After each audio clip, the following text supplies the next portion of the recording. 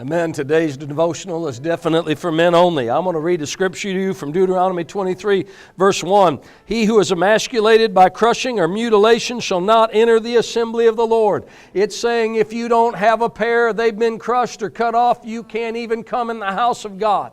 And you say, man, that's in the Bible? Yes, that's in the Bible. Sometimes I want to look at some men and say, grow a pair and get out from behind your mother's skirt. Quit hanging on to your mother's leg. I've seen some men that they're mama's boys and they're still concerned with what mama has to say and is it okay with mama? Men, you need to grow a pair. Some men I've seen with their wives, they've got to check out and can I do this? I don't know if I can because I don't know if my wife will let me. And my wife might be mad if I do this. And I've wanted to slap some men. I remember one time some wives in a church.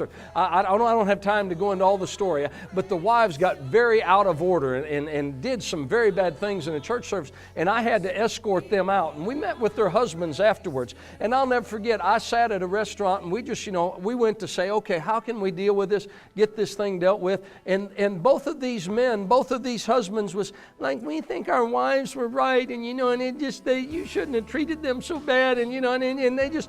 And I was a young man, and I still had a pair, and I just wanted to slap them. And it's like, act like men. Your wives were totally out of order in a church service. You should have taken them home and chewed them out and said, you don't embarrass me that way. You don't act that way in church. They should have done something, but it's like these men didn't have a pair. They didn't deal with the things. So sometimes men, I look at some men and say, grow a pair and be a man. I don't know where you're at, and maybe if this challenges you, you need to grow a pair, stand up straight and realize you're a man. Go look in the mirror and see what you are and begin to act like a man, because we need men today and not little boys or not little girls. We need men. So grow a pair and act like one.